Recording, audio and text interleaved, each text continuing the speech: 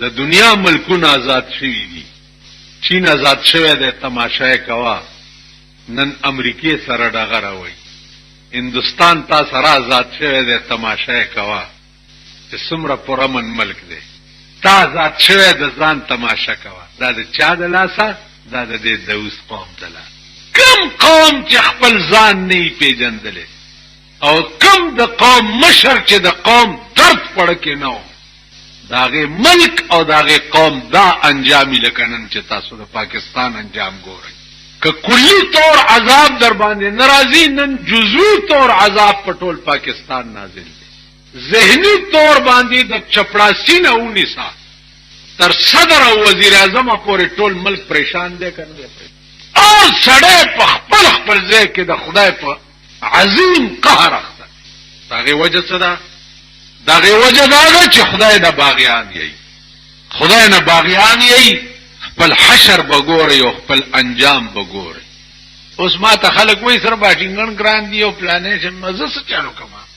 اوس څه الکه تاسو د جمعات کې خلک وایي څه کولای شم چې سره باټینګن ګران او چې ګران دی نو ګران مې می خوري. د جنگ بدر سنت ادا کړي. په جنگ بدر کې 314 کسان جهادم کوي او د روزي میاشتم دا او د هر په شکال میاشتم دا او د شپې په یو قجوره په 2 کسانی مکړې دا او په روزایم نیولې. مخه سره باټینګن ګران دی می خوري. اوس بینډای تا ګوره بینډای او په 40 روپۍ کیلو دي. او د بینډای خدای د مردار مخ د جوکې پشان و. او می خورا رندې چرګې خوري. رنده چرګه پیژنې؟ او به خټ کاوه او مصالې او د وګي او د مرچکی وړو کې تړکاو کو داغه بګار ورته کو په بو کې ورواچو. زیاره خوروا به جوړ شي روټای پکې ماته کوي. دا خورت د ټولو نه زیات خوندې مونږه خورو کله کا. پیغمبر فرمایي فضل العائشه علی النساء كفضل السرید علی سائر الطعام. د بیبي عائشه فضیلت په ټولو روټو دومره اوچته لکه د ماته کړي روټای فضیلت په ټولو روټو اوچت. دغه څه خوري. کم شګران دې مخوره. ارزان چې کم شه دغه خوره به تندر دینه وਹੀ او نمرې. نو ذهنی طور نن ټول ملک د الله د قهر په لپیټ کې دی. ټول ملک ګناه د چا؟ ګناه د دې قوم. ابل اورز راته چاوي وې تاسو مليان هم چې به پیسو مړې نه بخي. ما ورته مونږه ویلو ما قسم په خدای دې چې مونږم تاسو خراب کړی.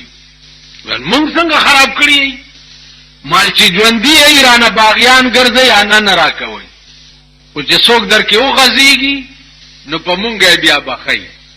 مونږ خو مفت بخونه د زمکه په سر وګورئ په یو ملک کې داسې ګندره واج نشته لکه په پاکستان کې. په یو ملک خاص په هغه کعبه کې چې دا مونږه په ایمان راوړې دي او مونږ هغه طرف ته سجدي کوو.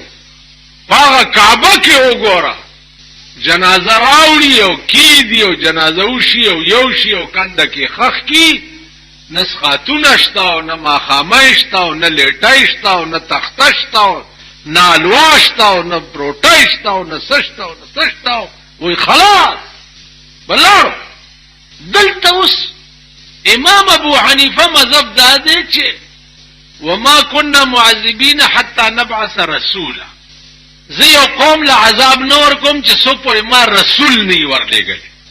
نو رسول نه مراد امام ابو حنیفه وی چې عقل کامل مراد دی، عقل سلیم مراد دی.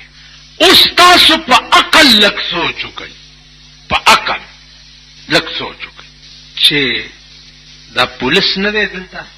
پولیس خو پیژنئ دا سپای چې سړی ونیسي او تو ورته د جامو وینځلو د صابون چکای راو باسي چې سپای کاکا ما پرې د خدا چکای والا.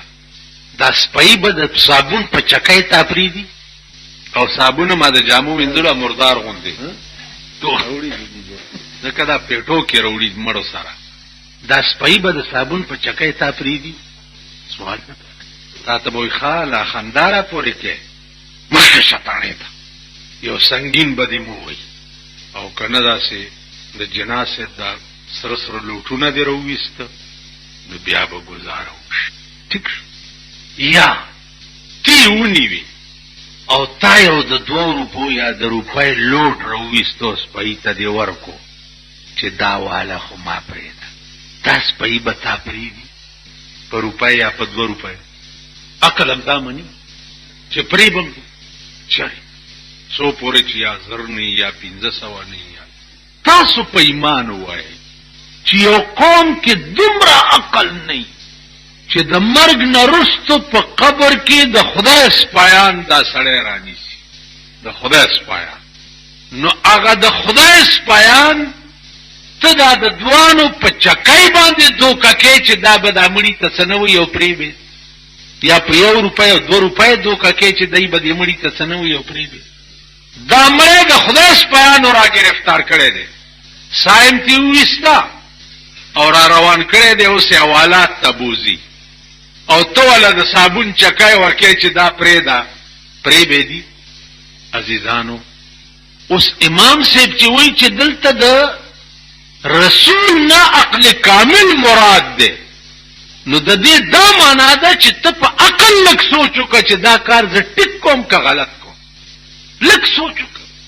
اوس یو بل سوچ وکړه، د روژه کې ختمونه شروع دي په دې جماعتونو کې، حافظان ولاړ دي او صاحبان یو غرزار دی اله ختم. په دې روژه کې د قرآن دا الفاظ اورېدل ډېر ضروري دي او کنه د قرآن څه ویلي دي په دې عمل ډېر ضروري دي. دې ته سوچ وکړه. ما چې وی یو د سوچ مسله چېړم نو دا ټولې خبرې د سوچ. حافظ خو مخکې لګیا دی، اول خو په داسې لګیا هغه چې پوهېږي ستا نیکه به هم پې پوه نه شي. اخو الفاظ وایي د قرآن که نه، او ته چې ورپسې ولاړ نو د قرآن دا الفاظ اورېدل ډېر ضروري دي او که نه دې کې دا څه لیکلي دي دا قرآن راغلی دې دپاره دی چې په دې به عمل کې. تاسو وایي اوس په دې ختمونو کې هغه خلک هم ولاړ دي او بعضې خلقو په بنګلو کې حافظانو درولی دي او ختمونه پې کوي. ټیک شو. په دې قرآن کې لیکلي دي چې ښځه به په کور کې په زوره نه ګرځي چې د پڼو اواز یې بهر پردی سړی وانه وري. په دې قرآن کې لیکلي دي چې ولا یبدین زینتهن الا لبعولتهن، ښځه به خپل محاسن پردو سړو ته نه ښکاره کوي. په دې قرآن کې لیکلي دي چې قرنا فی بیوتکن ولا تبرجن تبرج الجاهلیة الاولی، ښځه به په کور کې ناستی بار به نه وځي.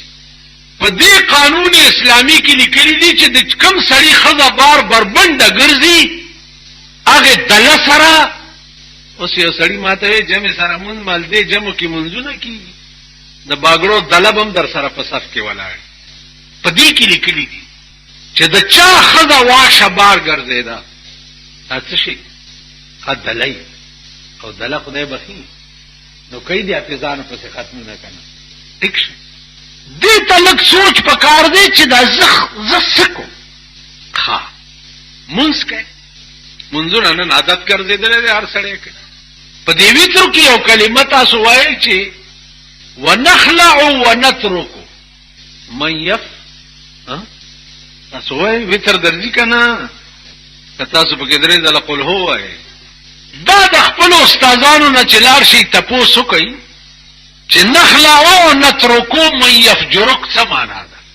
مونځ خو کوې که نو نخلع ونترکو من یفجرک د دې څه معنا؟ دې ته سوچ وکړه. ته خدای سره معاهده کې په مانځه کې معاهده کې چې خدای کم خلق ستا نافرمانه دي زما هغې سره ورانه ده. تا په وترو کې خدای سره وعده وکړه چې خدای کم خلق ستا نافرمانه دي زما هغې سره قطع تعلق دی. نن زمونږ تعلقات چا سره دي؟ هغه خلقو سره دي چې کوم د خدای او د رسول نافرمانه دي او کنه هغه خلقو سره دي چې کوم د خدای او د رسول فرمان بردار دي. سوسایټیانې زمونږ وګوره، مجلسونه زمونږ وګوره، تعلقات زمونږ وګوره. خدای سره معاهده دي د شپې څه وکړه په وترو کې چې نخلع ونترک من یفجرک، او سهار له بیا څه کوي؟ کم سړی چې د خپلې معاهدې خلاف ورزي کوي او دې څه وخت کې راونیسي نو ګناهګار خدای دی که دی دی؟ دې ته سوچ پکار. دې ته فکر وکړه. تاسو وګورئ خبره داوا